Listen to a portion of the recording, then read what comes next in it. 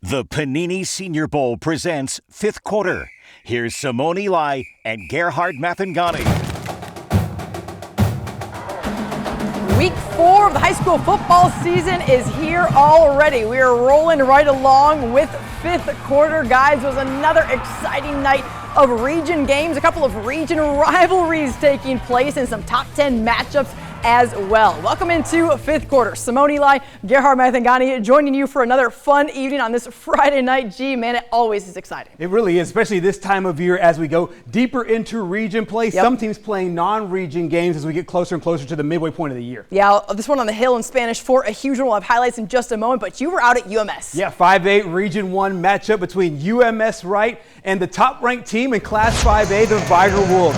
New coaches on both sidelines, Bernardo Jackson on the Vigor sideline, Sam Williams on the UMS sideline. But who else was in the end zone? Our guy. A familiar face, Hall of Famer Terry Curtis taking this one and checking out his former squad. Turnovers were the key early in this one, Simone.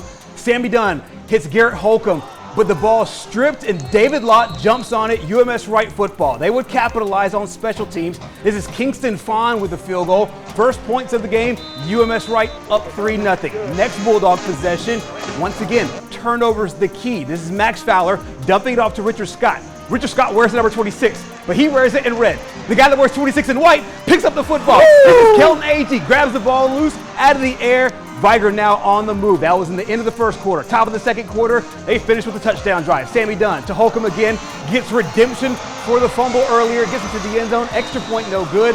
Vigor leads 6-3.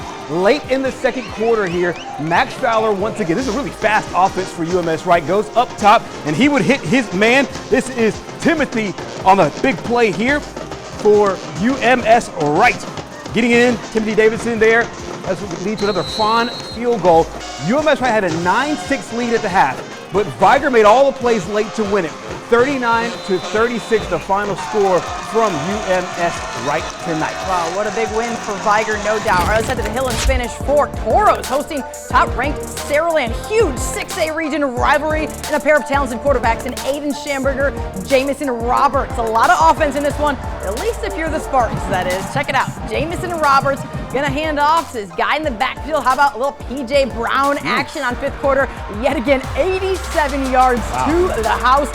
Nobody's stopping him, but a good thing Saraland didn't need any extra points to miss the first two of the game on this one. 6-0 the score after that touchdown run. Later, Jamison Roberts gonna drop back, as he often does, throws a long pass on the receiving end, number 2, Deshaun Spencer with the touchdown there. It's 12-0 after the Spartans missed PAT. Toro, still no answer on offense. Saraland, offense back on the field, and there's Jamison Roberts on the carry for the touchdown. 2-point conversion. It's 20-0. Later, second quarter, Toros, Aiden Schamberger to Juju Bonner. He stiff arms a guy, gets into the end zone, but Saraland is going to win big tonight on the Hill. Woo! Look at that score, 54-7, y'all. Looking dominant once again. Let's head over to Bruton, the top 10 battle in Class 3A. Number 4, TR Miller hosting 9th-ranked Flomaton.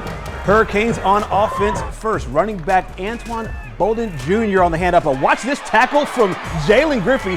Ball pops loose. Kevin Henderson recovers. TR Miller football. Tigers take advantage. 5 plays later, TR Miller's Tyler Hansen runs it himself. Almost gets into the end zone.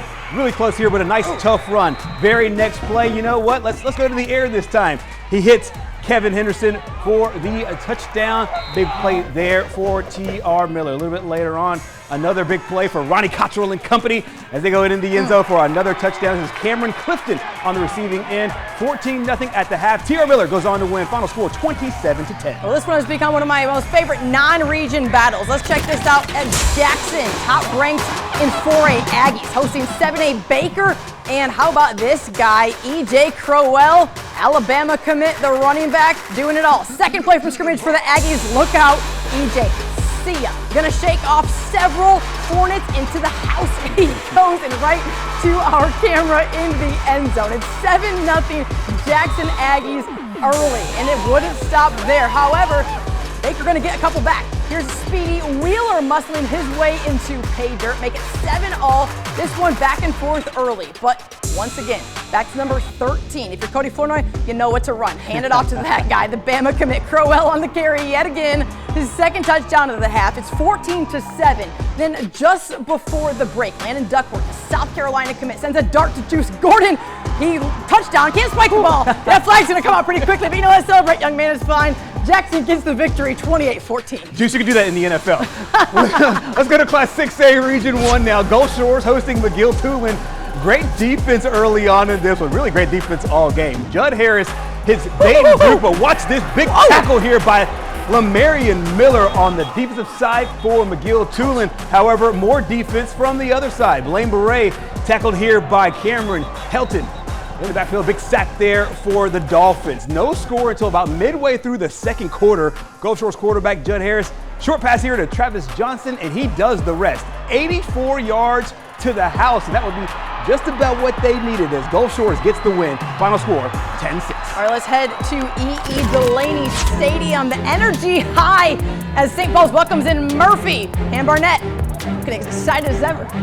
Loving life as he always is. All right, here we go. Highlights from St. Paul's rolling offensively. Hayden Fincher, Jimbo Boltler, the nice run. They would meet again on that drive for a touchdown. And this one was all St. Paul's against Murphy. Get it on the defensive end too. Take a look at this guy. You know him? You know that guy? A little bit. Oregon commit. Tank said, what up, man? A little bit of dramatics there from the you know, I wouldn't like that. I wouldn't have been on the ground. Anyways, St. Paul's gets the victory 50-6 over Murphy in 6A Region 1 play. Let's go to 5A Region 1 now. BC Rain hosting at Elberta. BC Rain knocking on the door early on. Simone, you see this tush push everywhere in the NFL. Everybody now getting into it. Here, this is Malachi Adams getting into the end zone, looking like Jalen Hurts. You know, we have been praying for Coach Yelding. It's good to see him out there at the game. Love it. With some accommodations there in the golf cart there, watching his team go up 7-0 early and then 14-0 after this handoff to Jermani Rogers ends up in another touchdown. 14-3 BC Rain early on, and your man, yes, sign guy there sign at guy. BC Rain. Elberta would get on the scoreboard though a little bit later on. This is Samuel Harrison, rolls out, launches one to Brandon Nolan. He gets into the end zone for the touchdown. However, it is BC Rain winning it big. Final score 42-11. All right, staying in Class 5A Region 1, let's head to Citronelle. Williamson is ranked 3rd in the state, and they would prove why pretty early on here against the Wildcats. Alvin Dinkins in the gun sends a dart across the middle to a wide open Keith Donaldson. 17-yard touchdown strike for the Lions later. Great play design here from the Williamson staff, and Dinkins to John Austin reaches across the goal line for another Williamson score. Still in the first half, it's going to be on the run now. Todrick Withers gets into the end zone for the Lions, and they win big on the road in region play.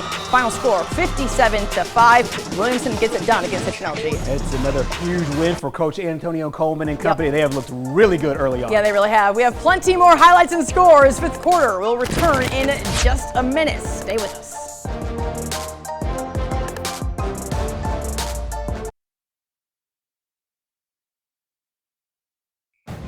Now, Fan Cam, brought to you by Greer's.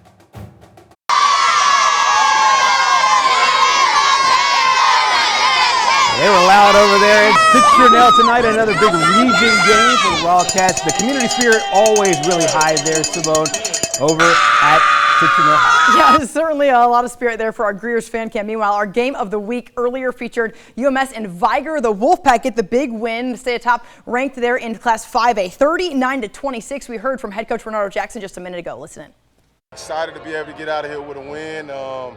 Playoff atmosphere, tough ball game. We knew that their tempo would cause some issues, and I'm just glad we weathered the storm and found a way to win. What players do you think made the biggest impact in tonight's game? Man, I think that, you know, of course, Sammy Dunn, man, be able to drive us down the field a few times when we were down. He played well. We had some defensive players that made some key stops. And so just it was a great collective team effort. Anything else you want to say about the Wolves tonight? Man, just thank God for the opportunity to lead this program. Thank Coach for great sportsmanship, great atmosphere, man. He's a great guy, doing a great job, man, and I just enjoyed the ball game. Thank you very much.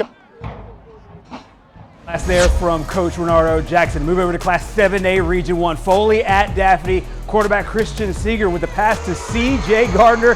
Gets into the end zone for the touchdown. Folks, get used to that combination because next possession, once again, it is Seeger going to your main man, number 0, C.J. Gardner again. It looks like deja vu. It's not, I'm telling you. Two-different passes, 14-0 early for Coach Kenny King and the Trojans. A little bit later on, he had another touchdown, and also Jason Miles hit a touchdown as well for the Trojans as Daphne goes on to win it big. Final score on this one, 38-7. Staying in Class 7A, let's head over to Davidson. A record crowd for Community Day for the Warriors, welcoming in Fair Hope from across the bay. The Pirates would get on the board early here into the end zone and get the scoring going on the short touchdown run, but the Davidson defense would settle in, force the fumble and recover, and the Davidson offense would take advantage. How about Micah Spivey, the signal caller for Davidson? Check him out here, looking nothing, tucks and runs all the way into the end zone. He does a great play there by Spivey, but Fairhope gets the victory on the road, 35-14. And now, Play of the Week, brought to you by 22nd State Bank. It is that time again, our Play of the Week candidates. We pick the plays, you pick the winner. Let's check out our 3 nominees. Play number 1 coming from Jackson, non-region action, running back E.J. Crowell, absolute domination. Nobody from Baker could bring him down. Simone, I think people will say, I remember seeing E.J. Crowell on 5th quarter back in the day. Huge play there to open the scoring. Play number 2, another big-time run from another big-time player. This is Deshaun Spencer of Saraland. He breaks loose in front of the Spanish Fort defense, and he is gone as the Spartans win it big today. Play number 3, you got to see to believe. It comes from the St. Michael defense, submitted to us by the Cardinals coaching staff. Watch this interception in their big game against Satsuma. This is crazy. You would think this play is over. Okay, touchback. No, absolutely not. At least 5 players get their hands on the football here. Lateral after lateral after lateral. This is true team defense. This play is known for all of this team is known for all of its offense, but good gosh, the defense. As 000s hit it the clock there at halftime too. They're up 42-0. Add a touchdown to it before half. Nobody even give credit to St. Michael's defense with the big all of them. 6 there. The Cardinals. Oh, I gotta love it. Now you can scan the QR code on your screen right now. Vote for the Play of the Week winner. The poll is open on our website, WKRG.com. We will announce the winner on Monday night, and we will have more 5th quarter after the break.